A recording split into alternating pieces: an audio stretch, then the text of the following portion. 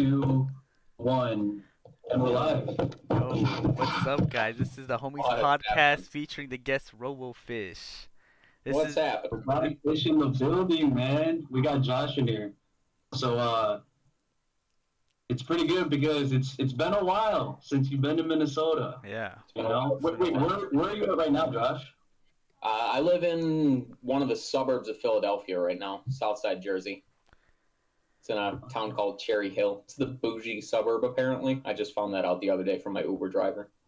So that's pretty cool. Hey, how is it in comparison to Minnesota? I miss Minnesota, dude. Philly's just, Really? yeah. Philly's, well, it's Philly. That's Wait, about it. wait. So what does that mean? Like, It sounds like a lot of insight. I don't know. Like, there's things I like about Philly. Most notably, that it's close to other cities I like better. Sure. And like a lot of the parks are great here. The bar scene, fuego. bar scene. Okay. And these people know how to party their asses off, and they know how to throw a good riot, which I'm always a fan of. Ooh. But like, Wait, what are the bad things then? Yeah. well, Yeah, the what? bad things is that like I don't know. I guess it's just a general thing about being on the East Coast. People are just always in a rush. People are a little bit rude and brash, and just like I don't know. People are much more concerned with their time out here, which is cool. Wow, the Midwest nice. It's gone. Dang. Yeah, I come from the Midwest nice, right? I am much more concerned with manners first, and these people have no manners. They're goddamn animals. Yeah. I mean, yeah, it's fine for whatever it is. I'm not going to be here long term, and I'm certainly not going to take a giant dump on the city or anything. It's fine. It's Yeah. just not my home, you know. Well, how long you been there? Too long. Too long. I've been there since Thanksgiving of 2017. Because where were you before that?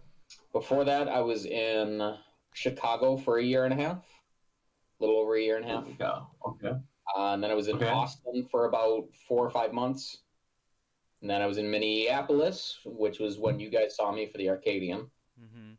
And then I was in DC for like two years, maybe? Burgundy.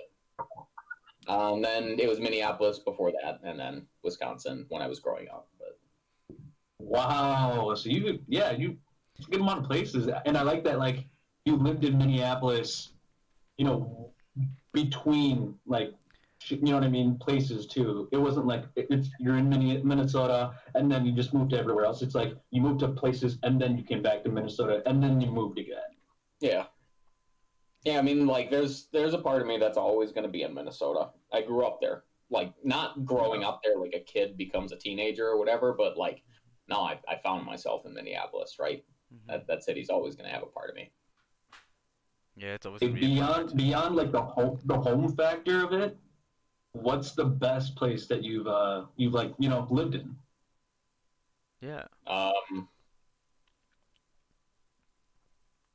Honestly, there's really cool things about everywhere I've lived. I fucking loved Chicago. A big part of that's because the melee scene there is just Yeah, it seems outstanding. sick.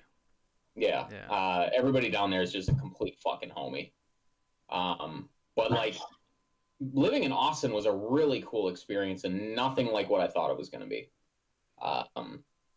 Like they have this awesome street down there. It's called Rainer Street. If you ever get the chance to go, Rainer Street is like if you take a Norman Rockwell painting of the 1950s, with a bunch of like cookie cutter houses. Yeah. And like a bunch of people moved out or bought those houses or whatever, and they turned the entire street into just bars. So it's still 1950s houses, Yeah. but they're bars, and you drink out in the gardens. And it's just the coolest vibe. What? Oh, yeah. Whoa. Yes. Whoa. And like I quirky can't even shit think like of something that. similar to that. Oh, yeah. Yeah. Quirky shit like that is what makes Austin, right? They have a bridge, a giant bridge that just has millions of bats that live underneath it. And every night you can watch the bats take off and go into the sky. Are there bat attacks at all? What's that? Uh, Are there bat attacks at all? I'm sure. I don't know much about it. I'm sure somebody was fucking with a bat and got bit, but I got coronavirus. yeah, Yeah. that's where coronavirus started. It was in the bat break. Wait, beyond that, then it's like, I was wanting to incorporate too, like, what did you think about the Smash scene when you were at like all these different places? Austin was legit mostly. It was a little like Austin was very similar to Minneapolis, right? You had one or two like old school legends that were just, thrashing everybody. And then you had like kids on the come up. And then you had a ton of people that are just like, they show up to a tournament maybe once every couple of months and you have no idea who they are. And suddenly they're getting like third because they've actually been playing since 2002. Like one of my practice partners there was like an old school dock player. His tag was Cyphus. Nobody knows who this guy is, but he's been playing for 18, 19 years. He like is an amateur UFC fighter, and he's just fucking people up with dock. That's sick. That's his whole thing. He never leaves the Wow. That's I've never sick. heard of Yeah. And it's like Minneapolis in that I'm pretty sure the closest city to Austin is Dallas, and that's still 4 hours away. Yeah. Texas is gigantic. It's very much like the Midwest in one state. That's crazy. The DC Smash scene was how I got good, because I had Xanadu right around the corner. So every Wednesday I would, after work, I'd take the drive up to Xanadu. And let me tell you, that 90-minute drive sucked. 90 Wasn't great. minutes? Damn. But Hey, that's commitment, though. It is commitment. I get good. Yeah. That was definitely the biggest region of tryhards I've ever lived in. Oh my god, I hated playing in MDVA. Oh goddamn much. Everybody from that region pissed me off. Hey, so I came across. I completely forgot that you had like a post, like a rant or something about like ices. Me? Oh And like yeah. how you incorporated it into like, potentially you going to therapy about it and like you're talking with your therapist about it. If you're not comfortable sharing that, that's completely fine. But someone hit me up about it just yesterday, and they're like, "Hey, I'm glad that you guys are doing a podcast about Josh. But did you ever remember seeing this, Eric?" And I was like, "I completely forgot about this. Like I saw it like years ago, But it's like I don't think about it now." And so I wanted to bring it up to you and what was going on during that time. Well, it's a long story, so I guess buckle in. We got the time. I'm fine with sharing it, but it's a long story. So it all goes back to my dad dying. My dad passed when I was that was my first senior year of college. So I was 21 at the time. Wow. And he died after a long descent into alcoholism from a divorce, right? So I had a ton of family issues that slid back down into like this horrible climactic finale. And I was just unprepared to deal with it completely. I had no idea how to deal with it. So for the most part, it was just denial. And when you met me, Eric, like that's what I was living in. I was just doing drugs all the time, getting drunk all the time, partying all the time. I didn't want to grow up. I didn't want to have a career. I didn't want to think about life because the more I slowed down, the more that weight was like hanging over me, right? So eventually that lifestyle just kind of collapsed. There was one very rough night of partying where a bunch of my coworkers were getting together and they were doing blow and they were doing even harder stuff. And like they ended up throwing furniture at one another and it was spilling out into the street at like 4 a.m. And these guys were like 5 years older than I was. So I was kind of looking up to them a bit. And I had one of those like moments of clarity that drug addicts have where I was looking at these people and I was just like, oh, if I don't get off the track I'm on right now, that's going to be. And literally 2 weeks later, I was in DC. Like it was a light switch moment. But that put me in MDVA, right? And in MDVA, I still didn't have the mental tools to deal with any of this. Like I still wasn't I had no idea how to process what I was dealing with. I had no idea how to process my anger, or how I hate to interrupt you. I hate to interrupt you. How old were you, right? Like at this point? I moved to DC when I was 24. Okay. Oh wow. Yeah. So you're a young guy. You know. Yep. Okay. And it was just a moment when I was just like, fucking, I can't stay here or I'm gonna be a mess. So I have to go try and do something. I don't know what it's gonna be, but I have to try to do something, and I can't do that here. So I left. And that put me in DC with absolutely no coping mechanisms whatsoever. No real career prospects because I was a shit student. I was lucky to get a degree, but that's about it. And yeah, all I really had to fall back on and to keep me sane was Melee. That's literally all I had. And so all of these emotions that I was trying to work through and come out with were coming out through the game. So like that's where you have a massive sense of pride previously. Where just like I was in denial. I couldn't handle the fact that this could happen to me. Like you never want to think that this is your family, that the mental illness that he's got might be infecting you or like anything like that. And so every time you lose, I lose. It was a blow not just to me as RoboPhish the Falco player, but it was a blow to Josh Cassell the person because I couldn't stop him from dying. Right. Wow. Real deep level shit. Okay. That's real. Absolutely real. So anyway, to make a long story short, I ended up being in therapy with a therapist I actually like. It took me a few to find her, but whatever. This very sweet Southern woman named Martha. And we were working together for about a year, and I still had no answer for my anger. None. I knew that I was blowing up and a complete rager, and I was that way even when you met me, right? I could not handle losing, and it really wasn't just to ice climbers. It was to everyone. I couldn't handle losing.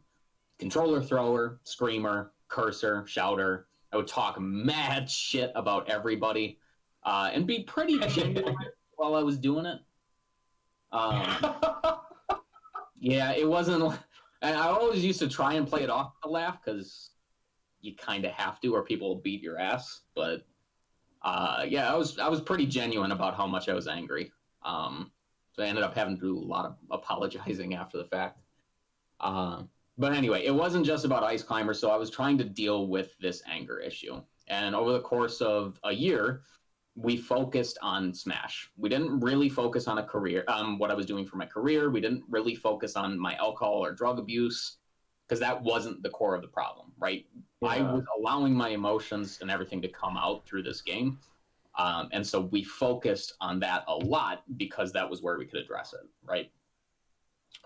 So this rant was in the form of a therapy idea that the two of us had worked through, where a big part of the reason that I was raging so hard was because I had this inner conflict where, on the one hand, I was feeling all of this anger and I was just busting at the seams with it. And at the other hand, I also knew that it's not okay to just be lashing out at people. And so every time I lashed out, I was beating myself up for it, which creates this downward spiral, right? So we came up with the idea that what I was going to do is I was going to intentionally release that anger in a form that I thought was going to be productive. People hear a lot about Michael Jordan's trash talking in the NBA and about how fucking personal it gets sometimes. So I was trying to model that. Turns out I'm a shit trash talker when I'm being intentional. And I may have told somebody that I was gonna fuck his girlfriend and that he should kill himself, and it was just not a good look. Yeah, it's not a good look at all. And like immediately as I'm doing it, like in my head, I was just like, this isn't the move, Josh, but whatever. That was all part of it. I had to go through it, and part of doing that was that I knew ahead of time I was going to have to live with the consequences of intentionally hurting somebody. Whatever that was inside, whatever that was in the community, I was going to have to live with that, and I needed to live with that. I needed to see what it was like for me to do it intentionally and just give into that side. And it sucked. Honestly, like we're bringing it up. This is 2020, so this is 5 years later. It still is going to follow me around. It will always follow me around in the Smash scene, as it should. It was a shitty thing to do. If that had happened 1 or 2 years ago, I would and should have gotten banned for that shit. It was just not. Crazy. It was not okay. And it's crazy how the scene changes over time.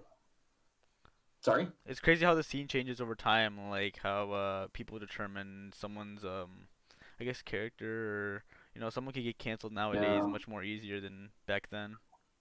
Yeah, I mean, I'm not gonna say it was anything much about canceling or cancel culture, because that will be a conversation I'm sure we'll get to later.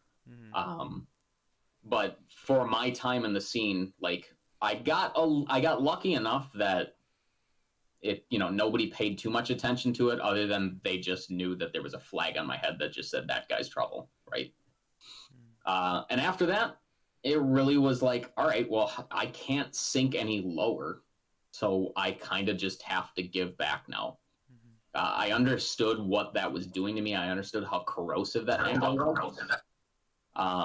And so I started to turn it around. And like pretty soon after that was when I started volunteering at tournaments. And it was actually, I think, later that year when we went to Big House 5. No, Big House 6. Big House 6 was where I stepped up, and then yes, that was where I stepped up and ended being like one of the major stream runners and everything. And my involvement in the scene only went up from there. And all of that was intended for me to just give back to a community that I recognized I was doing nothing but take from. So I can't sit here and defend what I did. Obviously, like I can't even say I regret it either. I'm not going to defend it. I'm not going to say I regret it. It just is what it is. It was a necessary part of my development and like coming to grips with my dad's death and my role in it, and all of those fucked up, complicated feelings. And I really wish it wasn't that way. But I also really wish my dad hadn't died. So like I kind of just had to take the hand I was dealt. And here we are. I tried to make the best of it afterwards. I gotta say though, to be honest, I think that is such a unique life or career in your Smash career to have, to be able to be on that other side where, I think most folks are going to be like, whoa, this guy's like crazy. He's yelling at people, raging, ranting, whatever you're doing. But for you to explain what's going on in your life, in your head, what's going on, how are you trying to, go about things and combat this, especially with how you're like, trying to channel that rage or anger or unwanted feeling into something optimal, like a Michael Jordan trash talk. You know what I mean? Like that is interesting to hear about, because you really don't hear people talking about these things when they have such a strong passion or commitment to something like Smash. Yeah. Most people won't talk about how all these negative influences kind of just kind of sat on you, but then you turned to a life of Melee, but then you couldn't turn to that life of Melee productively until you tackled these other demons first, and that came out in the community. Well, yeah, I'm like a big part of what drew me to Melee. I mean, I've been playing Melee casually since I was a kid, but a big part of what drew me to the competitive aspect of the game was that it allowed you to just be yourself and be artistic and allow your emotions to come out. And there was just something very appealing about that to me. And it wasn't even just like, I just learned a lot about myself through playing the game. You learn about how, the choices you make in neutral. The fact that you always want to be going in, or like, why are you so aggressive, Josh? I don't get it. Why can't you back off? Why can't you be patient? And like really sitting down to self-analyze those little things in the game lead you to deeper understandings about yourself. And just through that, you grow as a person. And yeah, I turned it around to something productive. But once I had taken a bunch from the scene, and then once I had turned around and basically given everything I had back to it, then I felt like I was actually able to just say, okay, I've moved on. These feelings are, I don't want to say they're in the past, but like I've processed them, right? I've understand how to make them a part of a bigger and more wholesome me. Yeah, It's so it inspirational is. to hear. It is. It's so inspirational. I think that's a lot of material for a book. Yeah. A story of some kind. Because the thing is, I think it's so important because obviously already most folks in the community aren't community helpers, or leaders. Mm-hmm. And most folks aren't going to be ragers or people that just like go attack other people. And the Venn diagram of the two. You can both. No, it's What a crazy. resume. It's crazy. Like for me, like okay, for you, RoboPhish, it's like I think like losing a family member is just like it's always hard, but like, coming from someone who has never lost a family member, someone really close to me, like it's hard to like even imagine just like losing someone and then having to like grow from that and like learning from like your mistakes from the past, like just growing in general, and like Yeah. I don't know, just it's just like for me, like I just can't imagine like losing a member and like seeing how I'm gonna react because I don't know how I'm gonna react because I've never So it's complicated. it was actually when I said that like the art aspect of Melee was what got me into it. It was actually like Wife was probably one of the best speakers in the documentary originally, right? Yeah. He was very eloquent, very well spoken, but there was also that underlying tension with him, where if you know the story of Team Ben and if you know the story of why they were called Team Ben, you understood that he had personal tragedy that he also allowed to come out in the game, right? And so like what is that story? I'm not familiar with that. I don't want to go too much into detail because it's not really my story to tell. But to make a long story short from his book, which you should read it, you buy it, it's on Amazon. His name's Chris Fabizak. I'm sure you'd love if you got a copy of him. Just making it very simple, their best friend in high school and a member of their team was murdered by another one of their friends. That's a pretty traumatic way to lose somebody. And so when I got to MDVA, where husband and wife still to this day live, work, go to tournaments sometimes, I came across them from time to time, and like more than anybody else in the scene except Mango, obviously, they were the ones I was starstruck by. And I remember there was one day after a particularly rough session at Xanadu when I was particularly angry about something or another.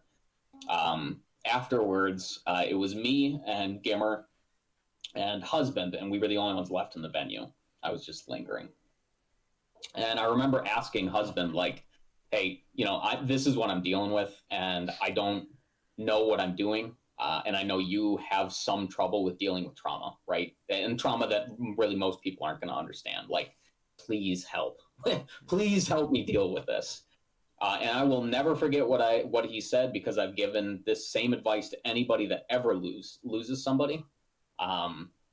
He turned to me and he said, nobody can have the same experiences as you did, right? Nobody, like, you have to go through this alone. Even the people that go through it with you, like your sister or your mother or whatever, they all have different perspectives on who this person was. Only you have your memories, only you have your thoughts, only you have your feelings about it, okay? But that doesn't mean that you're going through this alone. Like, you have to be the one that walks forward, and nobody will understand what you're doing. And the only thing that will fix it is time, but you're not going through it alone. Don't be afraid to rely on other people. Don't be afraid to need other people. Like, don't be afraid to talk to other people about what you're dealing with or what you've gone through, right? That will always stick with me, because there is no truer axiom about death. Literally the only thing that fixes it is time. And you can't, it's the thing that makes you grow, but you don't have to do it alone. I'll never forget that. It's hauntingly comfortable. Yeah. I mean, yeah, it puts you to ease kind of right away, right? Yeah. It's just like, people do understand what you're going through, even if they don't understand exactly what you're going through. I can't tell you how many times I've told people, like, yeah, my dad committed suicide.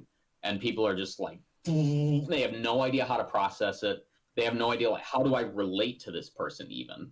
You know, my parents are alive. I've never lost somebody. Like, maybe my 90-year-old great-grandmother might have passed. Like, they just have no way to relate to what I'm going through. Yeah. But from my perspective, that's okay. I don't need them to understand what I'm going through. I just need them to hang out with me. Do you think let's say hypothetically 2015, you're kind of you're still in a rough spot, let's say. Yeah.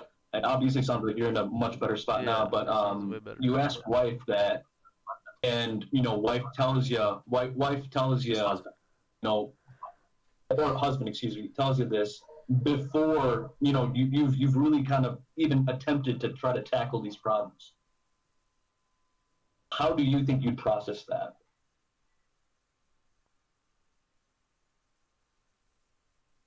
It's tough to say. There were people that I told, that this is what I was dealing with in Minneapolis, right? Few of them, but there were people that I told. And all it led me to was this growing sense of isolation. It was this growing sense that, like, nobody really gets it. The sense that, like, I am going through this alone. So I don't know, if somebody had come along right away and said, this is what you are about to go through, I don't know if I would have really understood it, the same as if somebody comes to me, like, after I've really experienced it and says, this is what you're going through right now. It's okay. We get it. I don't know if it would have had the same impact, but maybe not. Obviously, it's impossible for me to say. It's interesting too, because that makes my brain wonder too, if potentially at the height of it, or even when it was beginning, if you did have people to lean back on, if you did have people communicate about this very freely and openly in a judge-free zone, do you think there could have been any positive change on that?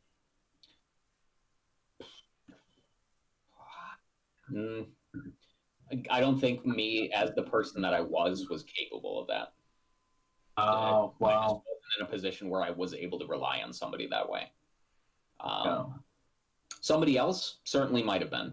If somebody has a good home life, if somebody has a really solid sense of their self and their community, they've got, friends that, like, in the Midwest especially, the people you grow up with are your core, right? You can almost always rely on them. But if you're a transplant like I was, that's not always the case. So I had people I could talk to about it, but, like, there's just a difference. The melee ended up being exactly what I needed.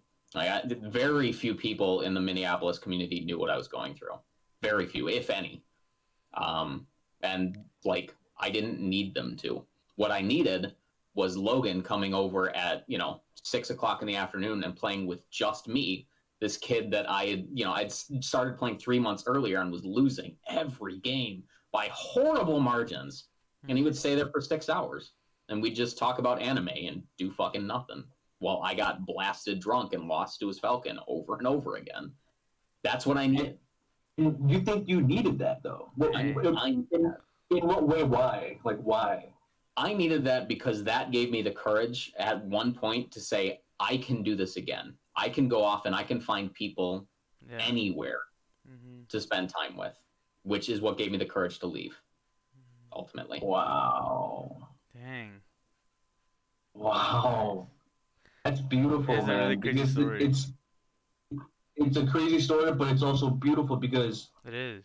The fact that you've also explained that you were going through all these crazy things, and then that incredible life-changing talk you had with wife, and just going from city to city, having that confidence building over and over and over, just is like, you know what I mean? Because moving from city to city, gaining friends, it's, to some people, it's like, oh, I'm just gaining new friends. But to someone in your position, it's like, I'm not just gaining a new friend, I'm gaining someone to, lean back on, talk stuff with, and regain that confidence.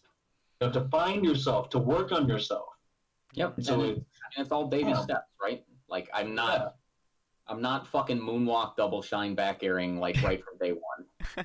I'm struggling to short hop from day one, but eventually you get there. Gotta ask you, what are you involved in the scene right now?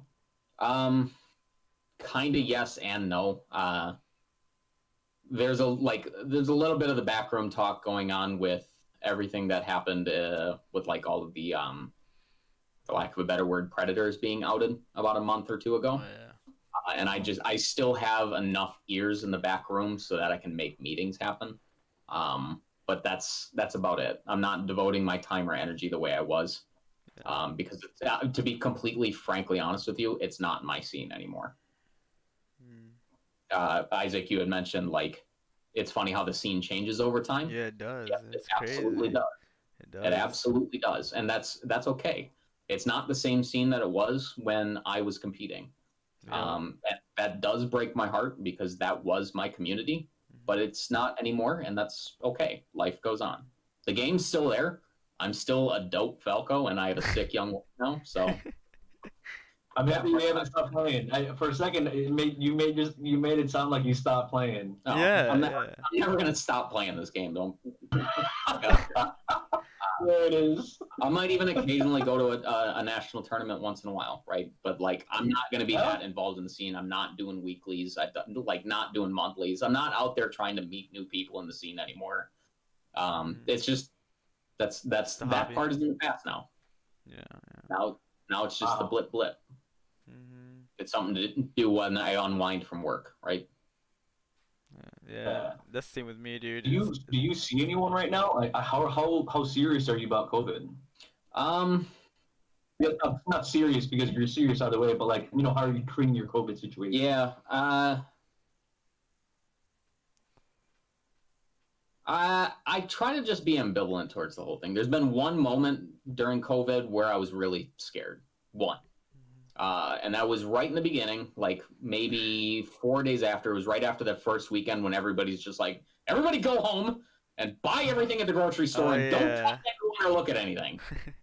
And I went to the grocery store on that Monday, and my grocery store was cleaned out. Yeah. Nothing on the shelves, no produce, no veggies, no milk or dairy, no paper towels. And I'm walking around this fucking ghost town of a grocery store, and I was just like, all right, this is fucked up. And then I just happened to Google gun stores in my area, all sold out. That was when I got scared.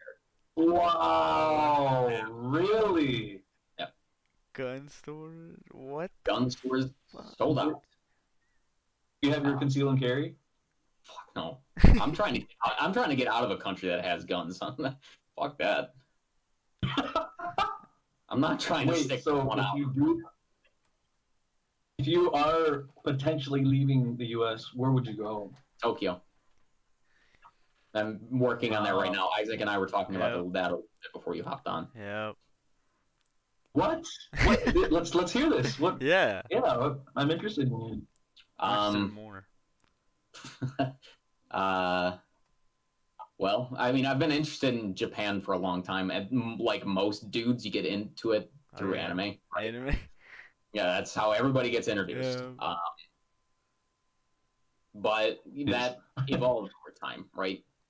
Like it evolved to more than just like anime. It evolved to a curiosity about why some of the things are tropes in anime, why some of the things are funny. Oh, I see. Like you see the same episode of a television show in anime, and it would have multiple different translations. So you start to wonder, why is that? How can these be so radically different translations? Yeah. And then you start diving into the quirks of the language, and you build on itself. And like Melee, it's a rabbit hole. And so now here I am, and I've got 3 semesters of Japanese under my belt, and working on learning the language. I've been there a couple of times now. So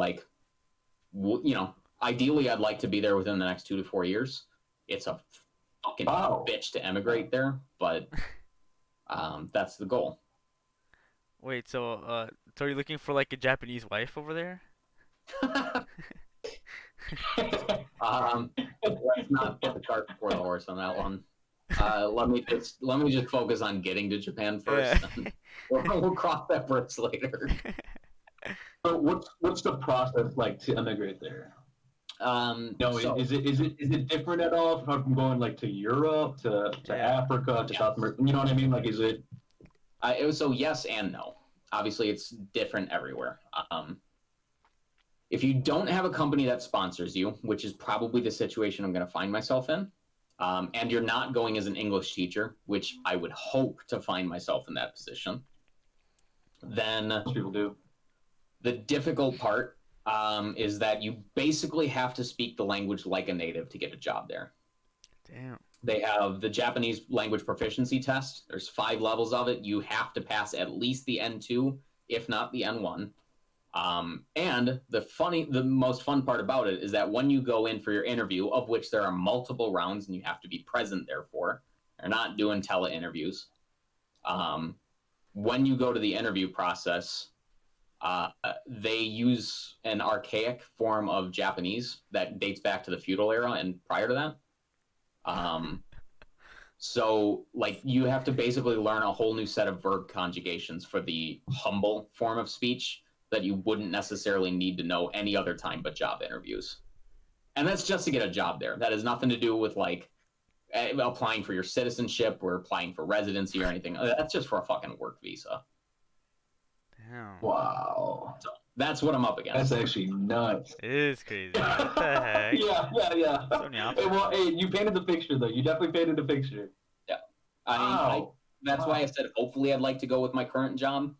It's possible I just go as an English teacher. Or I get really lucky and find a Japanese American company, right? The dream would be to work for Nintendo, but that's fucking everybody's dream. So It is everyone's dream, yeah.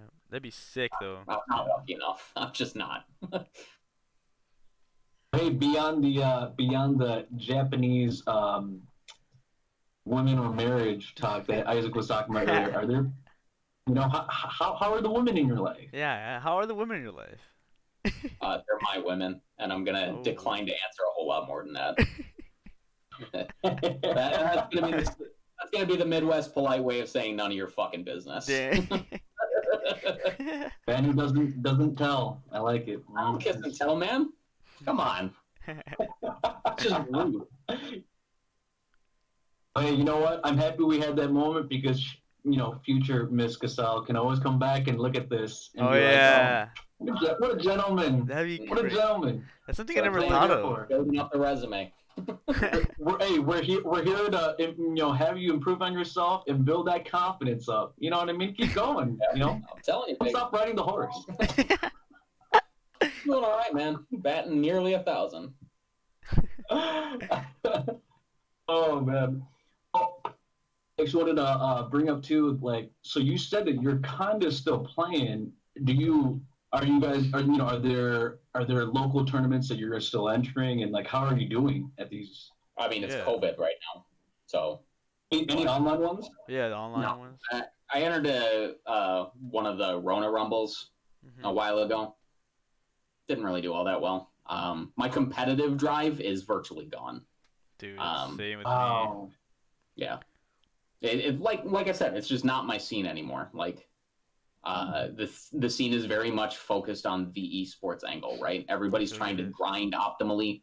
They want to practice more optimally. Like, Yeah, like, cause everyone's like crouch canceling and doing like these what's it called? That ledge Slide slide? off. Slide Yeah, off. slide off. Yeah, the slide offs. I'm like, what the heck?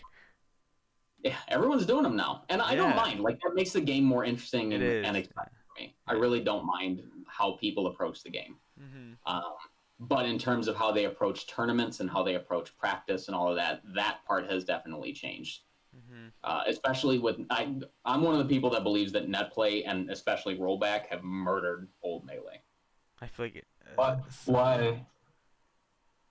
Cause you can Because just smash play. fests are not necessary Yeah. if you're trying to get good. Like the people that are there trying to grind, they don't need to show up to smash fests anymore. You can just play anytime. There's Yeah. no need for you to be in person, or especially there's no need for you to be in contact with somebody toxic. And I think that there's something really valuable about being around somebody that challenges you, not just in the game, but challenges you emotionally to figure out, like, how do I even exist as a person near them, right? Yeah. I think that was part of the magic of the old scene, although it ended up being its biggest downfall. Is that like you just kind of everybody was just chill with one another, right? Didn't matter where you were coming from, didn't matter your past, like J-Man, Shiz, Oh yeah, real J good Man. example, right? I forgot about J Man. Yeah, I mean, the only thing that mattered was, are you into this game? Yeah. You leave your personal shit aside, but like, we'll figure out a way to make it work. That part's gone. And as we saw a couple of months ago, maybe rightfully so. Yeah. Maybe. You're right. We got back to it. Maybe. But you're absolutely right. Definitely gone. Wow. And maybe so definitely. Yeah, it's so interesting. Okay, so not only the change, but you're bringing up the conundrum with the entire thing. The entire process is there are pros and cons to what it's become now as well. I think you said earlier you're okay with that. I mean, obviously I'm okay with that. I think Isaac's okay with that too. For whatever reason, my competitive drive has never stopped, and it was never tied down to online play or like trying to practice optimally. For me, it's like almost like an inner self conflict that I just want to get better. I want to tell myself I'm going to get better, and I'm going to play with people and still hang out with the homies. I still enjoy that and value that very heavily, very heavily. And so it's like, for me, it's just, you know what I mean? It hasn't changed. If anything, when I learned about slide offs, when I learned about shield drops, I was late getting there and I was late implementing them into my game. The moment I implemented them into my game, it was like, square one again, next level, let's keep going. Yeah, I mean, that's a healthy competitive drive, right? That's what you need. You just need to, like, whatever the challenges are, you just go forward. I think it can be addictive and obsessive at times. And so it's, I can kind of go playing for hours, my hands don't hurt, and it's like the moment where it's kind of bad is when it cuts into like potentially sleep or something, Yeah, I've been there. I still everyone has that. Dude, don't get me wrong. I still play for hours, and I still always want to get better. But like my definition of better is just not tied to results anymore. It's not tied to, how do I do in this tournament? How do I do in a specific 3-game set? I just don't find that to be valuable, right? It's not testing the things I want to test myself on in the game. So I guess if you don't find that valuable, do you find it at all like, positively influencing the way you play when you do play some tourney match? Yeah, actually, like one of the biggest things that taking some time away from tourney matches has taught me is that there is no wrong way to approach Melee, period. I will sit there and give a full-throated defense of some puff player that's going to plank on the ledge. And I truly believe that's not cancerous, that's not lame, because it's on you to figure out how to deal with it. Yeah, right? I agree. I agree. It turned my eyes around on wobbling. I don't care for icy. I hate wobbling. I don't care for ices. I don't care for wobbling necessarily, but fine. If that's how you approach the game, it's on me to deal with it. Mm-hmm. And that's something that taking time away from competition has been able to let me see, because now I don't care whether or not that game is a loss. What you just said right there, that it's, it's up to you to figure whether or not you can figure it out. That is personally why I believe wobbling should and always be illegal. It should never be illegal. I think it should be in the game, because when you look at it, it's like you don't even see Fox's number. You know what I mean? You don't even see them like beating Foxes up for the tier list. But at the same time, it's like, I think a lot of people have not come to that, or they don't see it from that side of, giving the respect to their opponent back on them to be like, this is your thing to figure out. It's beatable. It's not unbeatable. It's definitely beatable, but that's the competition. That's the contest right there. You know what I mean? Well, so for me, it was always like, I think my what do you want to call it? The compromise I always liked on that was that you don't allow wobbling before a certain level in bracket. So if you're playing a 200-man tournament, you don't allow it before top 64, right? If you're in a giant super national tournament, you don't allow it before round 2 of pools. That was always the compromise I liked, because those 0-2 shitters, like, that's a demoralizing enough experience where people will stop playing the game, or rage, or just be super toxic, and like, we don't want to encourage that, right? But with wobbling, like, hacks molesting Nintendo at Pound would not be nearly as awesome as it is if wobbling wasn't in the game, right? That is true. Same thing with Michael fucking him up at Genesis 3. If wobbling's not in the game, those sets, like, they aren't nearly as fun to watch, because when somebody is just fucking an ice climbers up, you know that it's just like, you can't do anything about this. Your character is a trash character with an infinite. You just make it. You have to make it. That's all there is to it, man. That's really true. I mean, Icy's without wobbling there. I mean, that's the entire argument too, right? Like, a lot of people are arguing that Icy's can live without wobbling. I think they can. I just don't think they're going to really get as high. Like, that's just. I don't even care if they get. You know what I mean? They're not. I view ice climbers as a low tier with an infinite. They are a trash character with RNG and an infinite. So, like, they are Melee. Yeah, they are a part of Melee just like everybody else. I think it's so sick about Melee. Like characters have like their own specific text. Like, I think it's so sick. Like Ness has like yeah. The people that really like handoffs and desyncs are so interesting. It's unique, and but like, do you think that handoffs and desyncs are going to get a boost in meta because wobbling is no longer, legal? Sure.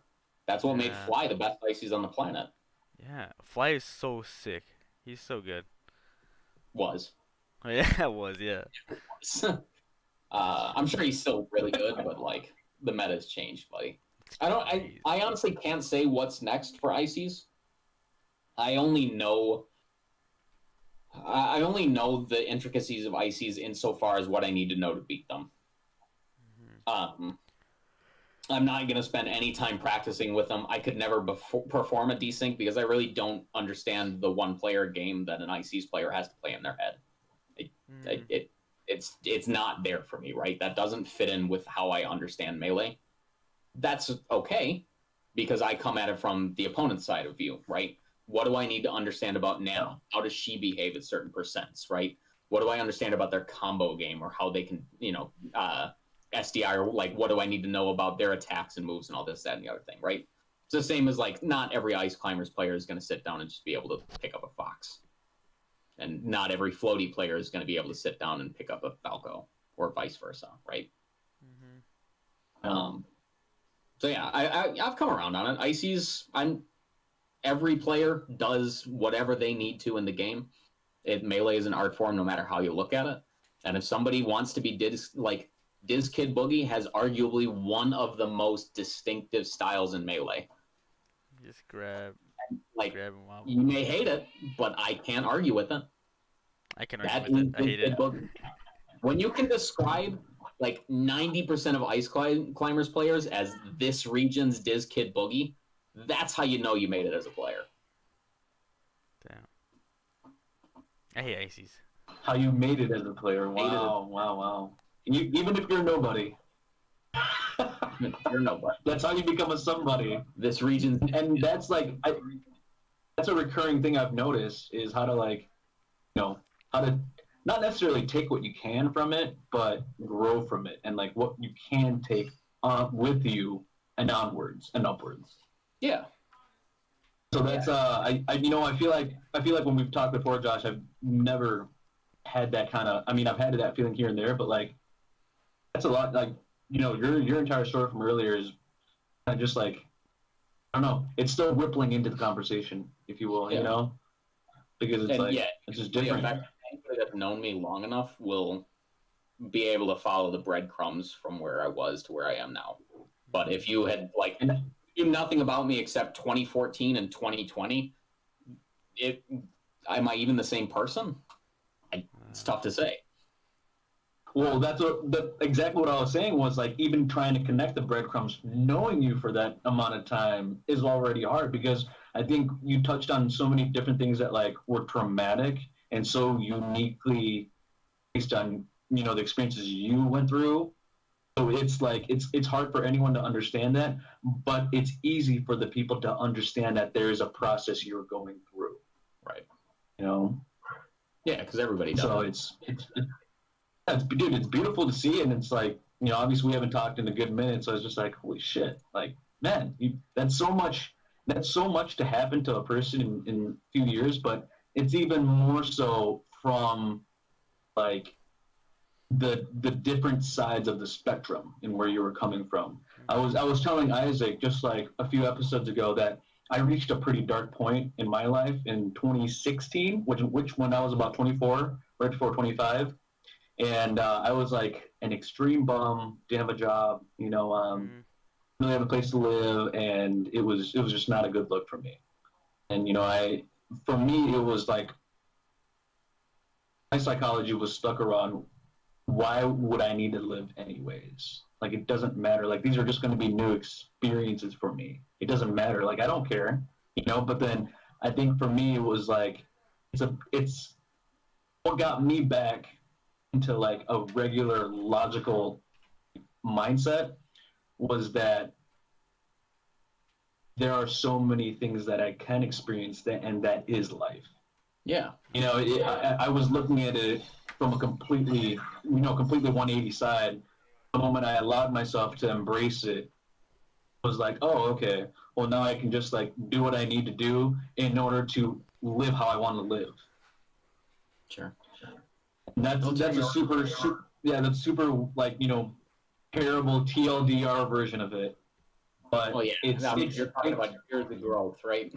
Yeah, exactly. Years of growth and like hours of sweat, tears, and blood. But that's why I'm saying, like, Isaac and I were talking about it again before you got here, but like, I wouldn't go through that journey into maturity for anything. Fuck that. I'd rather go through high school again. I'm not trying to take those steps. High school sucks. I hate high school. Yeah, I hated high school too, and I'm not trying to do that shit again, but I would rather do that than try and get through maturity again. That shit sucked. Yeah. I mean, for me, it's more so just looking towards the future and just having a better future for myself and my family. That's how I look at it, as in like maturity, as in like right now in those stages. Yeah, that's what I you don't need to complicate it any more than that, right? Life is gonna do just fine complicating it for you. Yeah. Hey, I see the feline behind you. Yeah. Who's that? Her name is Nora. I got her a year and a half ago now. Ooh. How old is she? About a year and a half. I got her as a kitten. Wow. Okay. Oh, wow. Okay.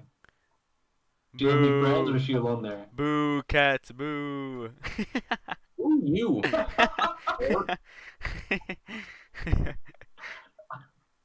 I'm a both cats and dogs. Yeah, I normally wouldn't get a dog. I'm considering it now that I'm stuck at home all the time. Wait, is it because you're scared of it? All the time, it's that's not fair. Wait. So is it because you're scared of dogs? Is that the reason? No. It's because I spend too much time away from home.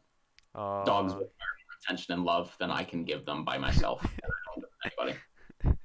It might be kind of messed up to say, but like I feel like cats are just so much more comfortable without someone around. Oh yeah, my cat was than dogs.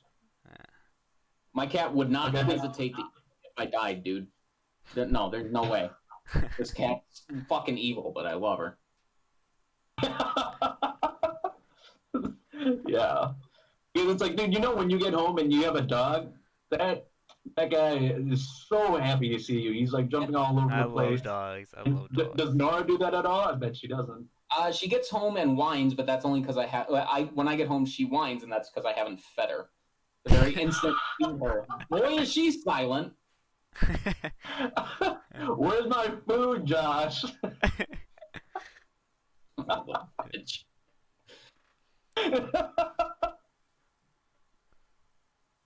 Actually, I was reading up on the way you view, or was a study for most men, and it was like the way you view cats and dogs is usually similar to how you want a potential partner.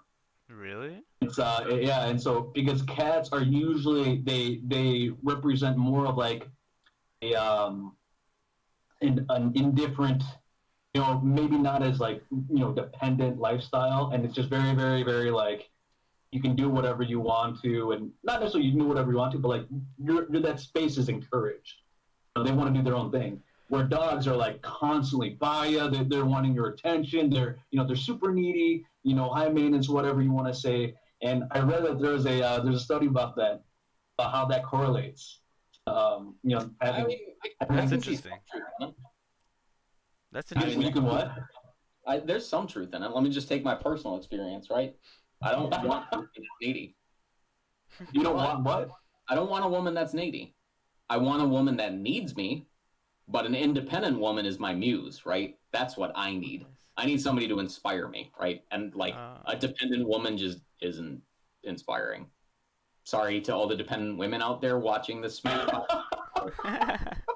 Saying you're not my ish. That is interesting, actually. I didn't think of that. That's crazy. So Isaac, are you a fan of dogs then? Yeah, dude, I love dogs. My man loves his bitch. Yeah, I love. Yeah. Yes, I do. Yes, he does. Yes, sir. You thinking about getting a dog? Yeah, soon. Yeah. Yeah.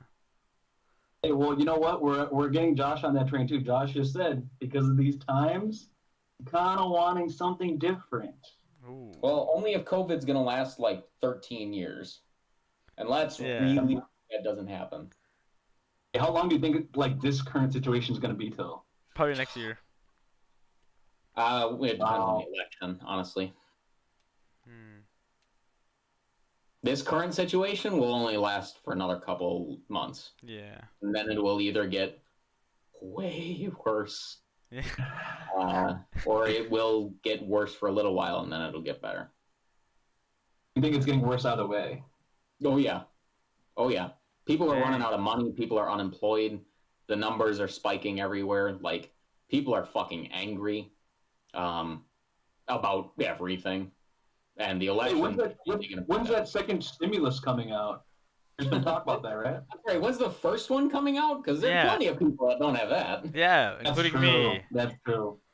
Yeah, I don't have. Yeah, I didn't even get my first one. Where is it? Did you do your taxes? I did. No. Oh. Fucking liar. No, I did. I did. You did. You're a few months behind. Or maybe just 1 month behind, right? What, the end of July or something? Come on, Trump. Where's my stimulus check? Trump checks. Yeah, Trump Dude, checks. if you Trump wanted to put his fucking name on the check, fine. Just get it out in the mail. Yeah. That's so would I be able to ask you who you're gonna vote for, Josh? Oh. Wow, bold question. Here's my take on it, right? Here's what I don't understand. Trump is a goddamn fool. And he's so easy to understand. All it would take is for the Democrats to just give him what he wants. Fine, you want a statue made of gold on the White House lawn? Fine, give us health care. Fine, you want the Trump library? Here, have your name on fucking everything in Washington, D.C. Plaster your name across the country. Give us what we want. We know he doesn't give a shit about it. Wait, I just gotta wait. I hate to stop you, but you're a political science major, right? Yes. Is that your major? Yeah. Oh my goodness! Well, that's your area of study. Yeah, all right. So my major was political science. My focus was political psychology, and I did my thesis on Islamic politics. Okay, so that's my little circle of expertise, bearing in mind that I was not a great student. I know more than most people, but I was not a great student. I understand that that's not going to happen for a whole lot of reasons. One, mutiny. Everybody would commit mutiny if somebody tried to do that. In fact, I think a huge part of the reason we had the Me Too movement and everything that has been associated with that is because Trump was successful. like the pendulum always swings both ways. You had really well-educated, well-spoken, scandal-free for the most part black guy leading to the scandal in a human form. And maybe that's like, he is a reality TV star. That's what generates reality TV views. He's damn good at it. But now you flip the other side, right? You get the cultural movement swinging back again when people really start caring about scandals. It's kind of trippy to watch old American Puritan values come back into play because this guy got into the presidency, right? Yeah. That's crazy. He was in WWE. That's crazy. Right? Yeah. That's kind of awesome in a way. In a way. He shaved Vince McMahon's head. He did. He personally did it. Awesome in a way. That's crazy. I'm like, what the heck? Like, he's actually also a big supporter of. He's always been a big supporter of MMA too. Yeah. Really? What the heck?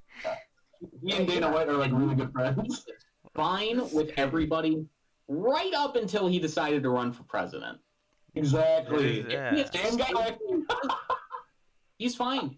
Let him be the occasional punchline, but for the most part, he's fine doing whatever it is he does. Yeah. But then he became the public view, and now everything shifts, right? Yeah. So yeah, it's.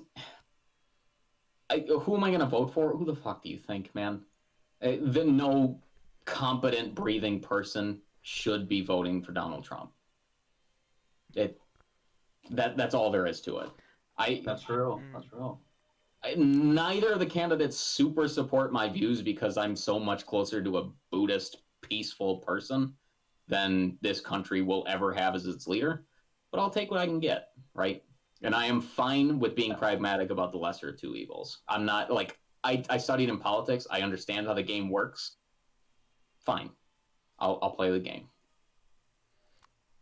You know, actually, you bring up a really important point that I've been hearing from a lot of folks that are just they can't choose between Biden or Trump. They just can't choose. Me, it's like I've always, to be quite honest, I don't vote much. Yeah. I'll still vote here and there, but I don't vote much. So, I think for me, I don't really have much of a say on these kinds of things. I'm more of just an observer. Same with me. And I think a lot of people have been like, okay, that's cool, whatever, Eric. But also a lot of people have been like, you're kind of like disrespecting your rights. And, potentially people that fought in our wars because you're not utilizing that right to vote. Mm-hmm. I think at the same time, there's a right to not vote. Yeah. That they also fought for. My take on that, and I thought about probably thought more about this than you could possibly imagine. But my take on this is that this is going to be a minefield for me to walk through. So Do it. This is what I want. This is what I wanted you to go through. Do it because I'm not voting. I'm at the finish line. I'm waiting for it. Do it because I'm not voting. Do it because I'm not voting. Yeah. All right. So my general take on this: when the country was first founded, set up, the entire government structure was created and became the foundation of Western democracy, essentially. It was done under the assumption that the only people that can, would, or should be voting were the people that had a stake in what they were voting in. And in the beginning, that meant the people with money, people with education, people with land. That's just what it was in the beginning.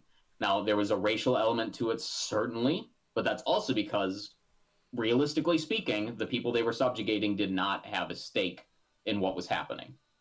That's just how it is. As time has gone on, people of color got the vote, women got the vote, and now we're sitting at this place where legally everybody has the right to vote, but we're not asking the question about who actually has a stake in what we're voting for. Now, there's going to be a lot of people that will hear that and say, well, everyone has a stake because the decisions made at the top affect everybody. But no, not really. There are people who can spend their entire lives mostly unaffected by decisions at the top. They are far more affected by their local city council or by their state government than they ever will be at the national or international levels, right? So if you're not voting for a national candidate, I think that's okay. If you don't have a stake in what's happening, then why vote? All that's telling me is that you're being manipulated by some factor or another that you probably don't even care about to cast your vote for a red team or a blue team. And like, that's as good as not voting, as far as I'm concerned. But absolutely, in that case, if you recognize that you have no business voting on the national level, that means that you should be voting on the smaller level, because that means your world is just smaller. And that's super okay, right?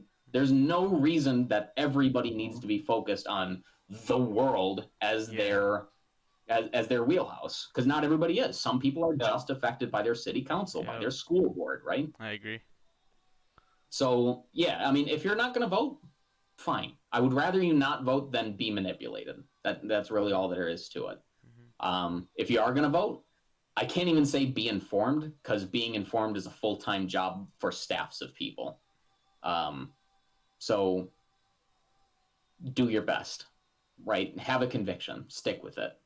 I would change a lot about the way the current system is set up, but it's not set up that way, and it won't change for probably my life unless something truly catastrophic happens. So this is the solution I go with. I'm fine with like it like in 2016, people were like trying to choose between Hillary and Trump. I was fine with the status quo. Yeah. Hillary might have been the devil, but I was fine with the status quo when she was going to keep it, right? So like there's a certain element of pragmatism there that not everybody's going to be comfortable with. And like I don't know, that's kind of just my take on the election system in general. There's a lot of problems with it. There's a lot of things I think everyone would change. There's a lot of things that should be changed. But the political will to do that is just, it's not going to happen anytime soon.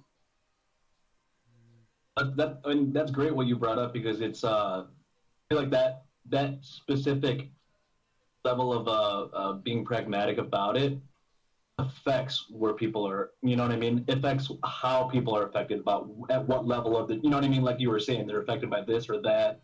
And so for everyone, it's going to be different. Everyone's going to have a different belief. And I think going into this election, it's like, you know, besides COVID, all the craziness that's happened, you know, so far. Have you been affected by that at all in the suburb of Philly?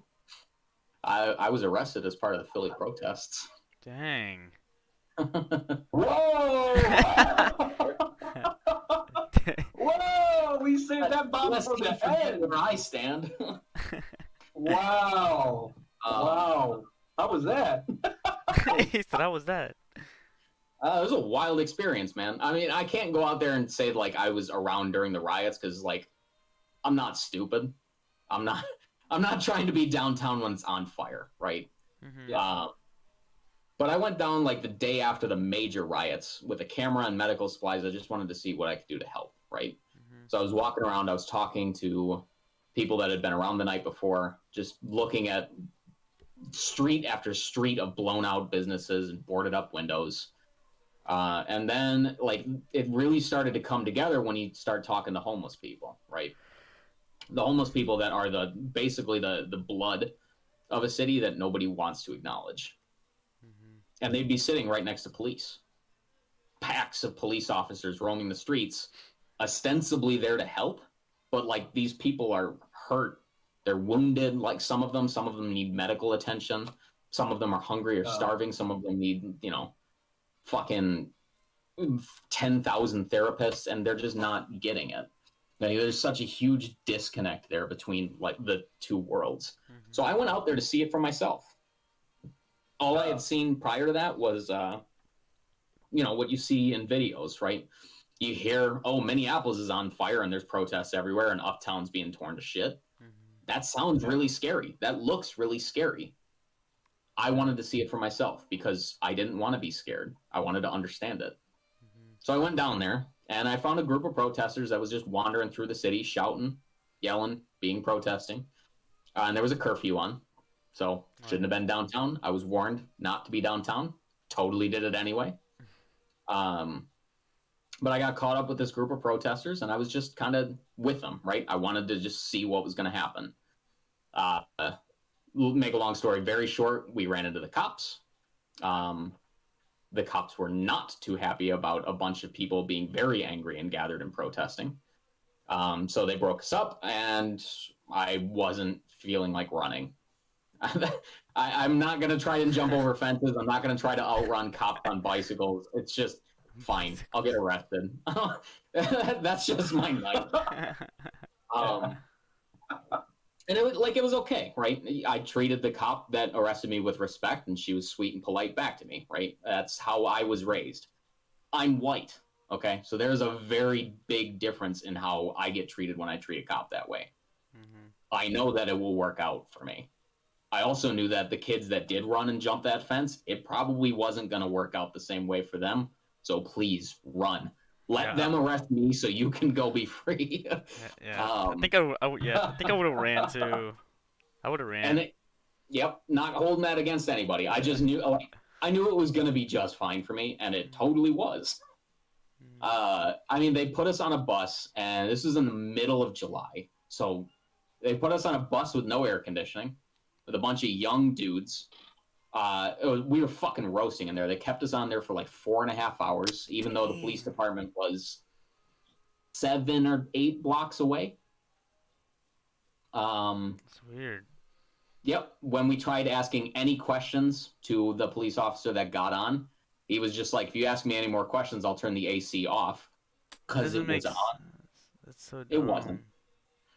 Yeah, we were just, I mean, it was very clear. It was very first-hand experience of just like, I mean, I was one of the very few white kids on that bus. Mm-hmm. It was me and this punk 18-year-old kid and this like very outspoken 20-year-old kid. But we were about in a bus of 25 people, right? And I just watched how these other kids were just getting treated. Many of them, like, they weren't even necessarily being disrespectful. They were just being kids. Yeah. You know, cracking jokes or whatever it was. Whatever. Like, they're not trying to start some shit. Mm-hmm. But, you know, I just watched these kids get treated not even like prisoners, which is already a rough enough it they literally treated these kids like cattle. And it was fucked up and really eye-opening to watch. Like I said, it worked out fine for me. We got down to the police station. I gave them my name and everything. They wrote me a ticket that they never submitted, so I don't even have anything on my record. It was just like it was like a 7-hour waste of time for me, basically. But like, I don't know. It was a really eye-opening experience to how things happen once the arrest starts. I've been around people of color for a long time. I had to learn a lot about how to not be racist after I moved away from little white town Wisconsin. So that's all been part of the journey. But like, this was a very eye-opening experience on what happens to the people that society deems are in the wrong, and like, oh, there is such a fucking world of difference. Like the gap there that people of color live in every goddamn day. You can't unsee something like that. So, am I comfortable out here in the suburbs? Yeah, it's nice. I got a lawn. I'm not at all worried about leaving my car unlocked. I'm in a gated community. I don't really want or need for anything. And so I am very removed from the situation in that way. But like in the back of my head, always, I'm like right across the bridge, people are fucking suffering. There's really nothing you can do about it. I was gonna ask, are you living by yourself? Yeah. Well, and the asshole cat, but. Nora. But wow, okay, yeah, damn. That's again, you present such a unique, experience on the entire like. All these events that are happening is just so interesting. I don't think to be able to sit on that bus. I wish it was more unique than it was, right? I wish people weren't getting arrested for breaking curfew and protesting for what they wanted. That's not the reality right now. No. The only thing I have that's unique about it maybe is that I'm able to be well spoken about what I saw, and that's just because I was lucky enough to have a good education. Yeah. Oh wow, man, that is. Like Isaac, you said if you were in that situation, you'd run. Yeah, dude. Yeah, I would have ran. Come get him, son. I'm leaving, dude. You guys stay here. I'm leaving. Yep. No, you leave me behind. I'll take the hit for you. You get away. The homie stock, dude. You know, Yeah, I'm definitely not tagging anyone in. I'm taking too. oh, that's funny. Well, the fact that I mean, did that play a part at all though, Josh, into your decision to not run, to be like, oh, well, let me take it, and I want to actually see how things work. Yeah. You know what I mean? Like, I want to see things how things work post arrest. Well, yeah, I mean, so much of why I went downtown was curiosity in the first place. And Yeah. running away, what does that really get me besides like sweaty clothes? Yeah. I'm not really I don't really get anything from that experience, right? And like I said, I kind of just knew things were going to work out for me. I'm sorry, I'm a white dude and I'm polite and I'm well spoken. Just Yeah. It shouldn't be. I should be treated just like everybody else, or It should maybe not be. treated the same way. But it is what it is. So I rolled the dice and figured, the hell, let's see how this goes. Honestly, looking back, I can say it was kind of a neat experience. It's not the world that how fucked up that is it that I can say, oh, that was neat, I got arrested. But for the other kids on the bus, that's literally the fucking life they lead, right? It's not a matter of oh, I'm getting arrested now. It's oh, I could get arrested like this at any time for any fucking reason. And I just the sense of resignation you get from these kids is just a fuck it. Why do we even care if we're getting arrested? They sure as shit don't. Mhm. Yeah.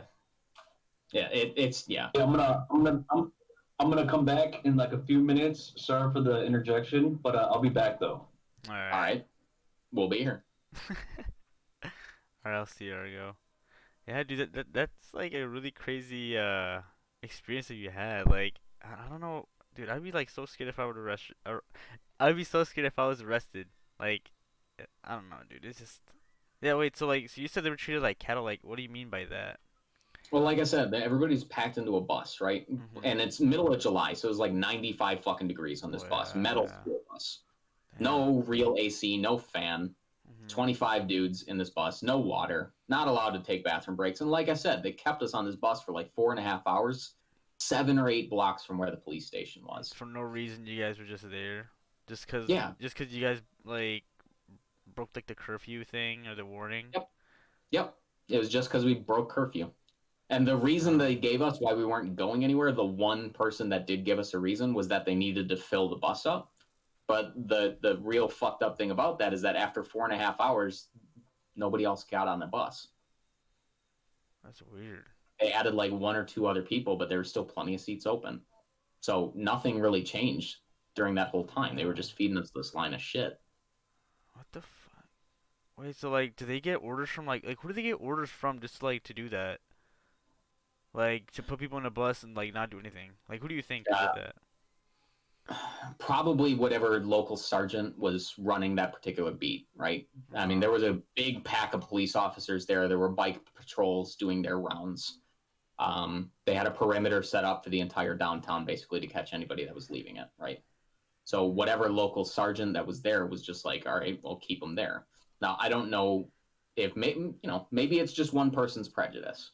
Yeah. Maybe it's just a specific sergeant that's just sees these kids as hoodlums or criminals or whatever it is, and it's just fuck them. I don't care if they sit on that bus for 5 hours. Maybe it's somebody that really is genuinely, truly prejudiced and racist. It's just these fucking N-word, whatever. Maybe that's what it is. Maybe he was just thinking about other shit, Maybe there were protests happening all over the city. There were tear gas and rubber bullet fights on the other side of the city as we were getting arrested. So it's very possible they just had other shit on their mind to think about. Yeah. I can't say. I'm not that person. I didn't hear what the decision was, and I never will. I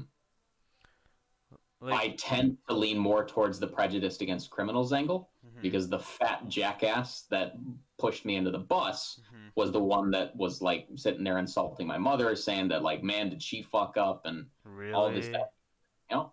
So I tend to believe that there's quite a bit of prejudice, if not necessarily towards people of color, but definitely towards criminals, the bad guys. Or like people who they think look like are bad guys.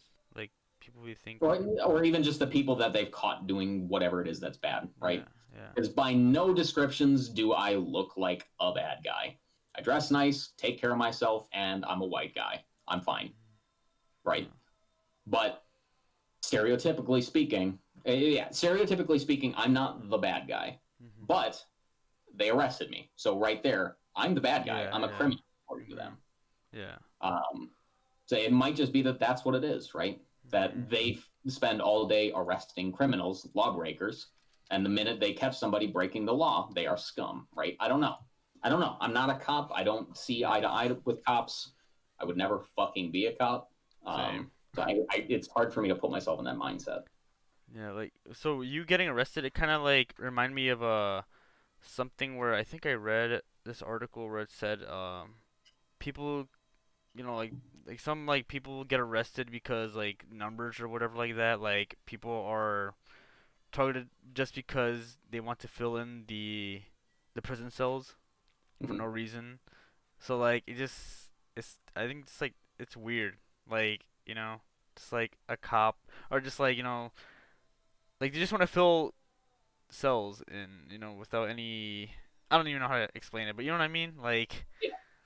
like Well, there's two elements of that, right? You have the local beat officers that have a certain quota that they have to fill. Right? Yeah.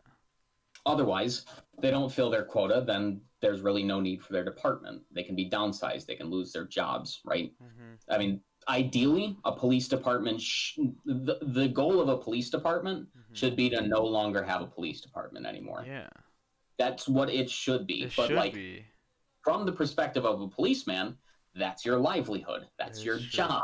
So, like, they need to have a quota. They need to be able to have, like, that's all part of it, right? Crazy. But then there's the much bigger angle to it, and this is the one actually that's much more nefarious, which is for-profit prisons, right?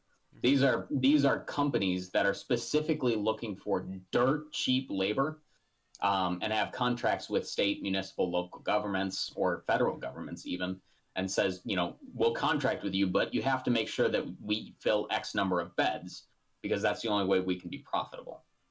Not every state does this, for the record. Not every municipality does this, but they exist, and that's a very true reality. Like, there's a really good argument to be made that for-profit prisons are just an extension of, Dred Scott laws and going all the way back even to the days of slavery, right? Really? There's a really good argument to be made. People getting paid pennies on the dollar for work they can't escape. Wow, that is true. And it's not like you're in a prison and you have the choice to not hammer out license plates, right? Or whatever that is that they have prisoners doing. It's not like you have the choice. If you don't do what they tell you to, they beat you or they put you in solitary, right? Which is arguably even worse. Yeah. That's like a really like complicated situation. Yeah, like the goal of, not wanting a police department, but at the same time the police officers needing the money, to live their lives. It's a really like crazy situation. Like, how would you fix that? Like, in your opinion, how would you fix that? Like, I feel like it's so hard to do that. My genuine opinion is that you can't. You can, yeah. It's just too fundamental of a part of human nature. Now, if I was setting society up completely differently, maybe, like, given 1,000 years of people developing into this system, then there might be a chance of doing it. Making police service not volunteer, but like rotating, right? Oh, I see. Kind of like how Switzerland does their military, or like Switzerland does their military. Everybody serves their 2 years or whatever, so that they're all trained and they understand what to do, and it's part of the civic duty. But then they go back to their normal life, right? Not making a career out of it. Maybe that would be a possible answer to the police element of it, right? But I also think people should be doing that for teaching, and serving gigs and all kinds of other jobs where everybody should just have the experience, and that's just not realistically how it works. That's not a bad idea. It's not a bad idea, but you're gonna, especially in this country, you're gonna run against people who have their own dreams. They have their own wants and desires, and like like the American dream is about you go be you. Nothing is stopping you from just being you. And like, that's too fundamental to what the ethos of this country is. It's just not going to happen here. And I don't mean to sound like such a defeatist about it. I just good, dude. It's not gonna happen. That's all good, dude. Wait, so what else have you been doing besides getting ready to go to Japan, or like do you get any do you have like any hobbies besides playing Melee or? I play piano. Oh, you play piano? Oh, dang. Yes, I do. I've been playing since I was a wee young lad, and I've only gotten back into it within the last couple years. Nice. So do you still have that skill that you had back then? It's starting to come back. The finger movements and like the muscle memory is all still there because I built that up for 12 years, right? Reading music, that's a lot harder. Reading music, yeah, that seems super hard. Like, yeah, I cannot. And you have to be in practice. You have to be in practice if you're gonna read it. Dang. Wait, so you can read it, right? I'm getting better at it. Are you I still can't sight read music for the most part, but I'm getting better. Dang. Wait, so you can basically read or like speak Japanese, read English and speak English. You can read music. Okay, I see. Trilingual out here. Oh, hey. Spoke Italian in college, spoke German in high school. Yeah, it's all part of it. Wait, what? All part of it. Wait, do you have like Italian family, Yeah. Really? Oh, Yep. dang. My great grandmother came from a little town in Italy called Unciano. Oh, dang. She lost her sister during the Spanish flu, so they came over around that time. Oh, dang! What? I didn't know that. That's cool. Now, most of my family is Scandinavian and Irish, but we identify most with the Italian side of our family because our great grandmother raised us all. That's sick. So. Wait, how many languages you can speak? Like 5 languages? Can I speak fluently? 1. I got English. Oh, just English? Oh, okay. I know a little bit of Japanese. I know a little bit of Italian, and my German is mostly gone, but I can kind of vaguely comprehend it. But it's sick, though. That's sick. Yeah. Yeah, I've always liked languages. I've always found them interesting. It isn't. Yeah, they are interesting. Were these languages you studied, or were they like, were you brought up with them? No, they were languages I studied. I mean, my grandpa was 100% German, 100% ethnic German. So he would say a couple of German words here and there around the house. My great grandmother was Italian for the most part, and so she had a few Italian words there. For example, the end of a loaf of bread we call the culo. Oh my, that's Italian. It sounds like Isaac knows what that means. Yeah. That's pretty funny. I do love some culos. Don't we all? Yeah, I think. Yeah, don't we all? I only know Hmong in English, man. Hey, you want to teach us some words? Yeah? Who are you talking to, buddy? Oh yeah, I'm talking to Eric. Yeah. You want to teach us some words in Hmong? I was interested in the German or the Italian or the... Hey, that too. What words are you trying to learn? I don't know, dude. Just give me one. Pro tip: whenever somebody asks you to say something in a foreign language, just have a stock phrase ready to go. You only I actually don't. One thing. I usually will generate the curiosity, but then not commit. You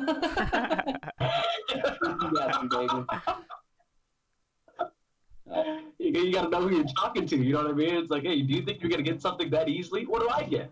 Dang, that is true. This is America, baby. No. And with the free and capitalism. Hey, where's my cut of the pie? Hey, that is true though. You do got a point.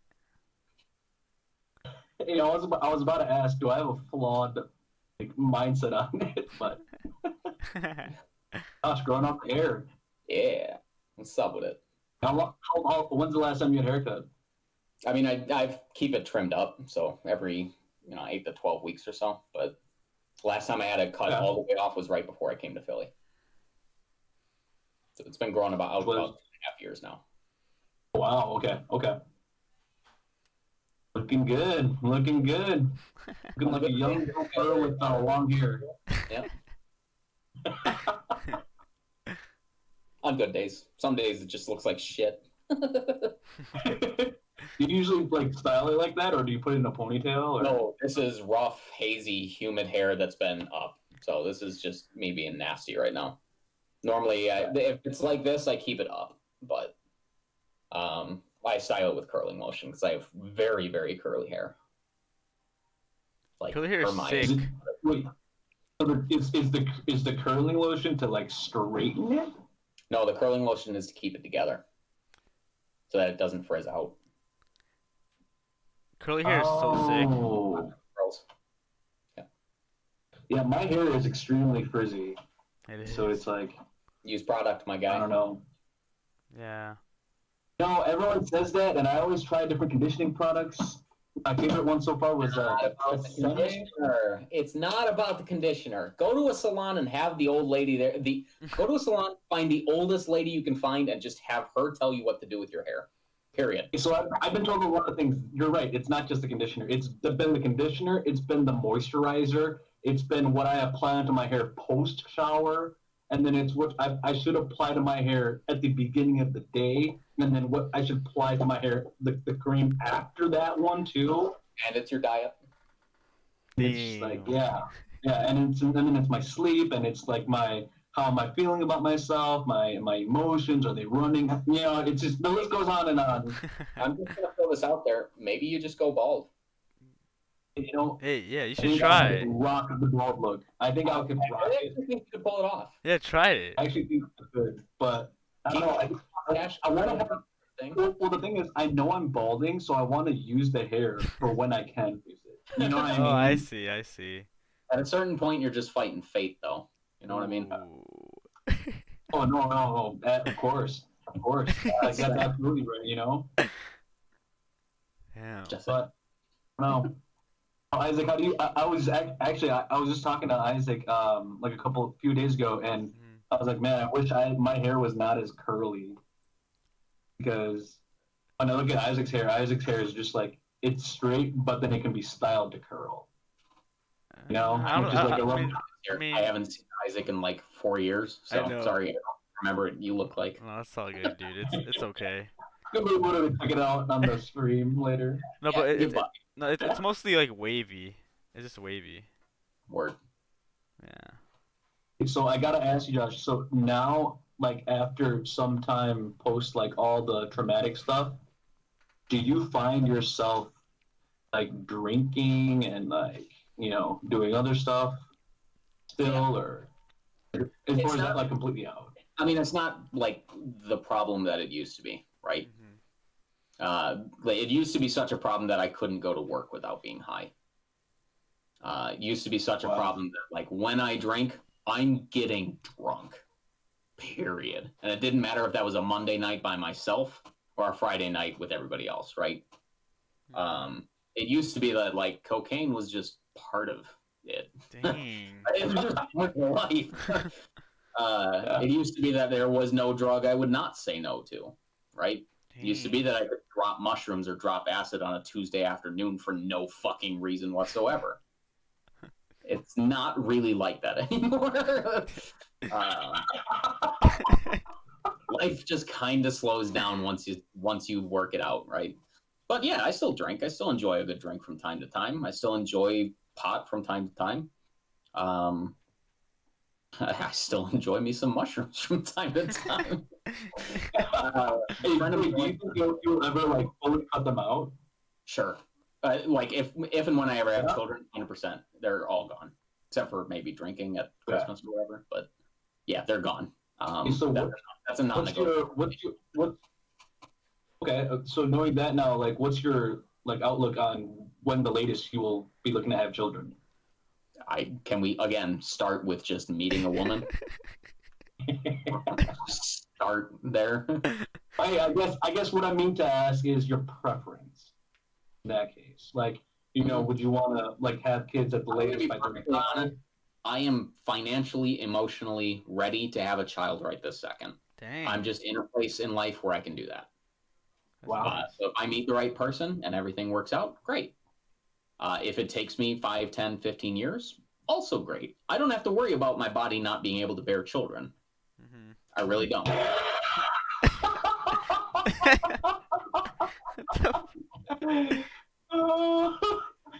That's the greatest piece of the pie that you don't have to give back. Yeah. I don't. I'll take 6 months of straight diarrhea before I give birth to a kid. Yeah. No, thank you. Damn. I was just camping with my family this last week, right? And my family is mostly women. So I got to hear the breathtaking details about how all of us were breech births and we took 18 hours in labor and the horrifying, horrendous pain they all went through. Yeah, this is great. I'd love to do that. I bet the drinks came in handy then. Oh my God, we were just drunk for 6 days. It was awesome. Dude, the Mitchell family camping, man. How many of you guys were there? 21. Hey. Wow, was it like all like tents set up or like a couple cabins or? There's one camper for my mom and my stepdad. Everybody else was in a tent. Not one tent. It was like different tents. But yeah, it was me, my grandmother, my mom and my stepdad, my aunt and uncle, Renee and Paul, aunt and uncle, Adele and Tom, aunt, Sarah and Terry, my sister and her husband, and then their 2 kids, Adele and Tom's 2 kids, Renee and Paul's 2 oldest, who are now in college, and then Sarah, Terry, so Lauren, Arrow, Rowan. Those are the 2 little ones, and the eldest, Sarah and Terry's, and I'm forgetting somebody. Do you feel like? Do you feel weirded out at all by like potentially if one of them had COVID? I mean, we were all weirded out. We have 2 nurses in our family, and a teacher. Oh, okay. But like, I had a long conversation with my cousins about this very thing. We are a weird family. Most people do not understand complete unconditional love for your family members, like actually unconditional love, right? Most people, their relationship with their family has at least conditional love, if not like tense love, right? But our family, that's not a part of the equation. Wow. Everybody knows each other's business. We all know what we're up to. We all check in with each other pretty regularly. We can all rely on each other. We get together for gatherings like this several times a year. We all fly out to see one another. When people vacation, we vacation with our family. Nice. So we're just a very tight family union, right? It's cool. And I was talking with my friends with my cousins about this because one of my cousins, her boyfriend was just like, you can't go camping. You have nurses there. You have children there. Your grandmother is there. COVID is a problem. Like what we were trying to explain to her, because she didn't understand his reaction. She didn't understand why he was doing that. And so what we were trying to explain to her is just like, no, sometimes for the people you love, the risk is it's just worth it. Mm-hmm. Do you mind? Sometimes the risk is just worth it. And for us, in our case, to get together and to blow off the stress of 5 months of COVID as everybody's stressing out and being super crazy about it, it's just worth it. We take our extra precautions in the weeks leading up to it. I wore one of those N100 masks and wore gloves on the plane out there. So we took the precautions we did, but it's just worth it for us to get together. Wow. Man, the familial ties that like you've gone through that is ultimately the root of my transformation. It's ultimately the root of who I am as a person. I put my family through fucking hell as I tried to figure out who I was. In what ways? I mean, you guys weren't living, you know what I mean? You weren't living near them. Oh, sure I was. I had two sets of aunts and uncles that lived in Minneapolis. Yeah. I had to rely on one aunt and uncle when I just didn't sign a lease for anybody and I didn't have a job. So I was homeless and jobless and I didn't tell anybody. And then I just showed up on their door and said, please house me. I had another aunt and uncle that put me up for a month as I had a severe Vicodin addiction and I was trying to get my life together. Like I would steal money from my parents in college to buy drugs. My grandmother too. Like, you know, I put my family through hell. I made them question constantly if I was going to be okay. And then when I went out to DC, I did that in the confines of another aunt and uncle I had out there, who took me in for 3 months, but he took me in around his three oldest sons, who were 12 and 9 and 9, and very impressionable on me because I'm their only boy cousin. So he took me in knowing that I had a pretty fucked up addiction and pretty fucked up situation in life, and they were very impressionable, and he still he still decided he was going to trust me anyway. He still decided he was going to stick his neck out for me. Wow. I understand very much. I'm lucky to have a family like that. I mean, again, it just sounds like to me, it's like such a positive, inspirational story. Again, it's just the entire spectrum of where you were at compared to the spectrum where you're at now, and like knowing that like your family, I mean, obviously your family was at the center of it to help you get back, but they were like able to tolerate you at that level. Yeah. You know, and they really brought you back up. Yeah. You brought yourself back up too, of course, but like, wow. There's families that have ostracized or kicked people out for less. Yeah. For like a fraction, you know what I mean? A fraction of what you would do. Yep. Yeah, no, I'm very lucky to have the family that I have. They put up with me, and I am now I'm their spokesperson to all my younger cousins, right? It's like, hey, you don't need to fuck your life up that much. This family will still love you. Or if you do fuck up, just know they'll still love you. Oh man, it's crazy too because it's like I don't know. It's like have you you know I know you're you don't see your dad often, but your mom Isaac, like would she be there for you for like anything like that? Yeah, she would. Yeah, the entire family would be there. Wow. Yeah, something like that. Yeah. Cherish that. Yeah, that's what the family is, dude. And it's like I'm like super grateful for that. That I have a family that they love me unconditionally. That's one of the things that you really realize getting older, and as you interact with more people that don't have that, like that's such a big difference maker in a person. It is. It is. It really is. Like, it really is. And I don't know you guys, but I can just see when somebody is incomplete inside because their family didn't give that to them. There's just a hole in people's hearts when they don't have that kind of family. It's just so messed up because it's like I feel like I see that so much. It's and I know like generally or like most minority folks I've talked to, their family ties are stronger, just generally.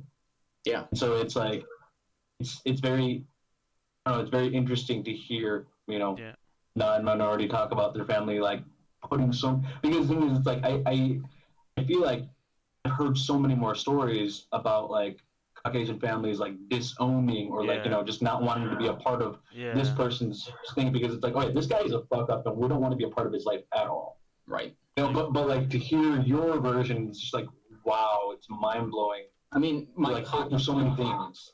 My pocket theory on this is just that like Caucasian families, for lack of a better word, don't have an enemy, right? They don't have a threat. The family ties of a minority group are so strong because it really is like the community has to be there for one another if we are to succeed in a world of sharks, right? Like there's so much more to accomplish and so much more to succeed in. By the same contrast, it's also a lot harder in my personal experience for somebody that comes from a minority family to totally rebel against that family. Yeah. I find it a lot harder for people to totally separate from family ties in a way that, say, I did.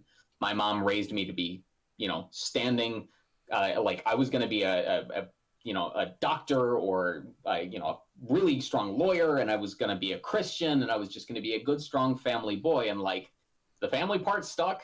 Everything about the good kind of went by the wayside. I kind of just rebelled hard, and I'm not at all what my mother thought I was going to be, or my dad for that matter. But that's fine. In my case, that's fine. For other Caucasian families, that's not fine. But it's okay for them for the kids to do it. They find more of a home in being able to leave their family behind and do that. But again, that's just my personal. No, definitely. What you said earlier actually is interesting because I think you had mentioned that like typically most minority families are not going to have some crazy rebellious minority child. Yeah. And that I would say that's generally true in the motherland, but from what I've seen, this is just what I've seen. I noticed that like a lot more Hmong kids have rebelled against their parents, and it might be because they might be a first generation, Hmong American, citizen, what have you, and it's the influence and the after effect of the assimilation to the American culture. Yeah, actually, now that you bring that up, like the Asian friends that I have, not just like Hmong, but also Japanese, Chinese, Korean, my Asian friends, any of them that are second or first generation immigrants, I do actually see more rebellion there. So I think Yeah. I mean, other people of color that I've been friends with in the past that are not necessarily so recent of immigrants, not so much the case, but yeah. You might be something. So that might be that might be like a first, second generational thing. I think just again because of the entire assimilation like timeline of it, and that too is like an X factor. We don't know how long that's gonna last. We don't know what the true extent of where it goes to, anyways. So yeah, that's super interesting though to bring up because you made me immediately think of that, and I applied that to myself. Because I would say I'm a little bit more rebellious. Same with me. Or at least I was when I was growing up. Your parents didn't envision you being a pro Smash player when you were growing up? Yeah, well, I think the pro part's not even there, but but it was like, yeah, no, definitely they had the same standpoint of like, yeah, you're gonna be either like a doctor or a lawyer. Yeah. Dang. Yeah. Pretty much. I don't know, like Isaac. I know you being just reaching your 20s. Yeah. How do you feel about that? About like how wait, like what? Like feel like like being like rebellious? Yeah, like how do you feel about like from your own personal experiences of maybe yourself or like your friends too? All right. That like would you say they were pretty rebellious? All right.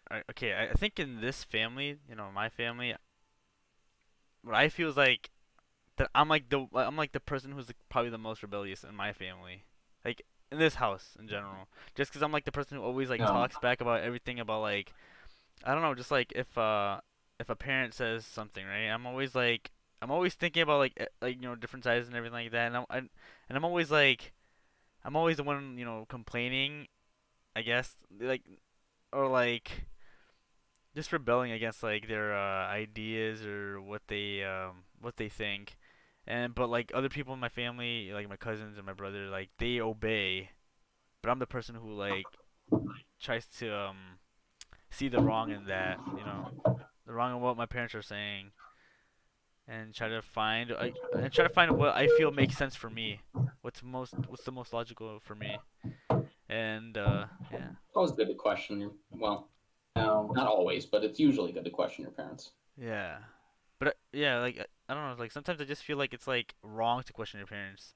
Like it's like they treat it like your parents. what? I don't it can be wrong to confront your parents, That's true. but I don't necessarily think it's wrong to question them. Otherwise, how do you grow from their That's what experiences, I'm right? saying. That's what I'm saying. Yeah. Like, how can you grow from your own experiences when you don't have them, right? Right. Yeah.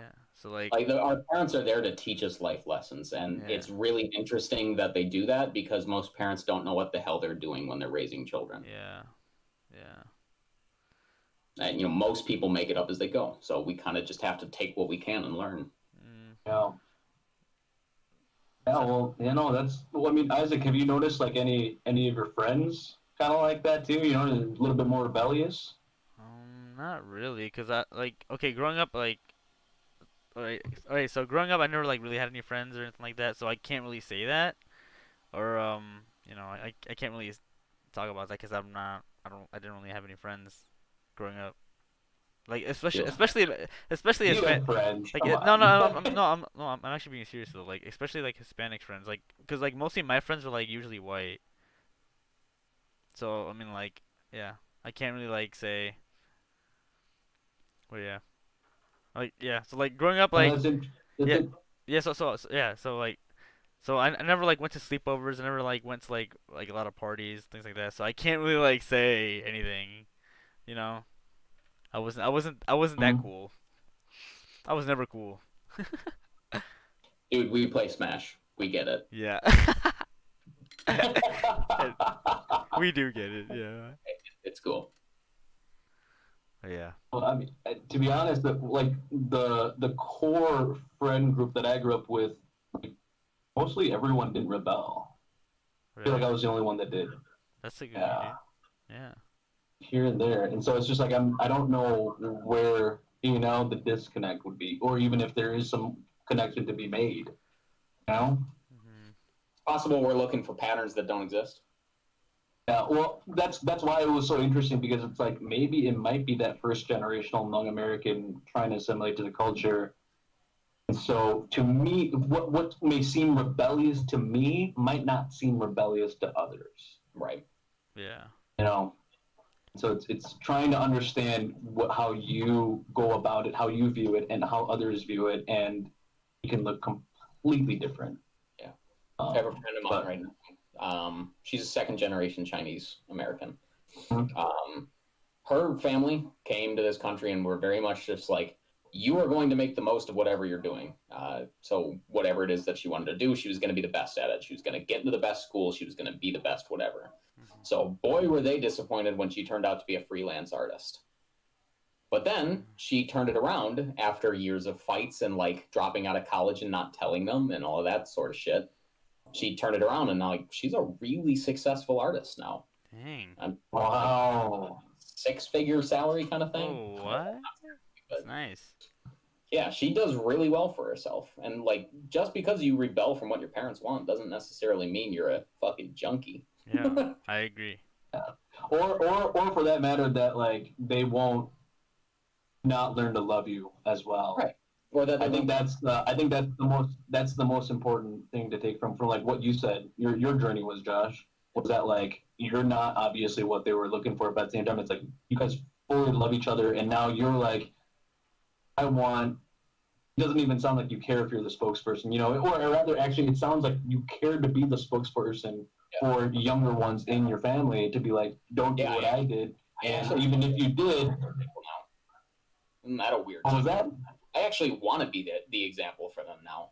Isn't that a weird change? Oh, yeah, yeah, that's Mm. the. Oh, that's exactly it, and it's just I don't know. I am definitely not a big spokesperson for like much family related stuff, and I don't know. Isaac, do you feel like that in your family? Like what? Do you feel like you're a spokesperson for at all, or like you're Sometimes, like yeah. kind of Yeah, yeah, yeah, yeah. yeah. Sometimes that's how I feel, dude. It's weird. Like I don't know. It's a It's weird hard. situation. I mean, like I feel like I feel like it kind of makes sense because I guess in my family, in this house, I don't know. I just feel like I'm like the since I'm the oldest one, I have like the like like that leadership type role where like I'm kind of like looking out for everyone. That's what I feel. But Yeah. it's Yeah. lesser today than it was back then. Just cause Yeah, it like changes as you get older. yeah, that's true. Everyone has like everyone starts to like form their own like opinions, their own perspectives. So like you can't control them. I mean like yeah, you can't really like tell them what to do or be the spokesperson because everyone has their own views. Yeah, That's cool though. that's absolutely that's the the greatest thing too is like that's gonna change. You Yeah. know, like as you age, like it's not gonna stay the same. It's definitely gonna Yeah. be deterred in some way, shape, or form. Mhm. Yeah. But I mean, honestly, that's really nice to. That's also really comforting to know that like it's kind of a reminder that like just keep doing what you're doing. You know, Yeah. if you're on a good path and you're like doing what you need to do, do You're it, good. man. Yeah. But to be honest with that, on that note, it's like I was thinking we call it quits on the podcast for today. Sure. Covered so much info and Yeah. so much insight. I didn't even get into my world travels last year. Damn. Oh, hey, that's we might have a return episode for you, man. I'm not gonna lie, there was so much insight on this podcast. There was actually a lot. And you know what? And I just want to say for the people, Isaac was like, "You want RoboPhish on your podcast?" Hey. Hey, I told him I was like, "Hey, you're gonna be surprised by what you hear, and there's gonna be some good insight." Hey, there was a lot of good insight. I feel I like, liked it. to be honest, most folks that kind of knew you or have known of you, Josh, they don't know that. No. Yeah. Yeah. Yeah. And that's why I thought you were, I thought it would be fucking amazing for you to come on the podcast. Of course it was. And I'm really happy that like, you have a platform to like share more of like what's going on. And just reconnecting, man. We haven't talked in a while, so it's good. Glad I could keep up with you, man. Thanks for being here. Yeah, dude. Man, the Homies podcast. We got our homies in podcast. here. You know what I mean? Yeah, the dude. Homies podcast. All right, guys. It's been a pleasure. Thanks for asking me to come on. Even just getting to talk with friends is nice. I don't know who's listening. Thank you for listening. I'm sure. Hey, you guys doing well. do you know who's listening? It's Slayer. Slayer was listening. Slayer Toki's listening? Yeah, dude. Oh my God. fucking hog champ, dude.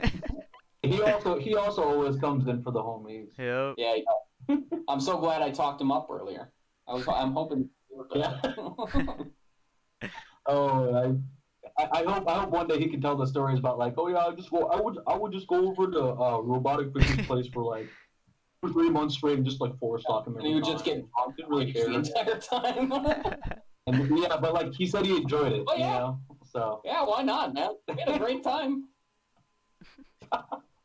And I had a great time at that past apartment. That's actually where I got to be honest. Your apartment was where I got to know like the vast majority of Minnesota folks. Oh, yeah, we had some good, especially in the upper echelon.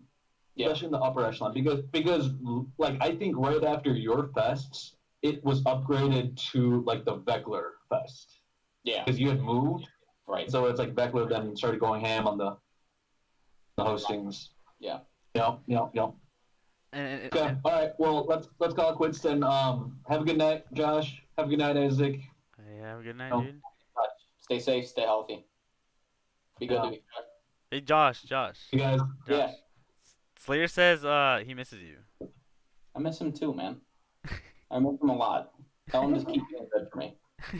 He's right in the chat. I'll see him soon. All right. All right. Have a good night, guys. Thank you. See you guys. Yep. See you guys.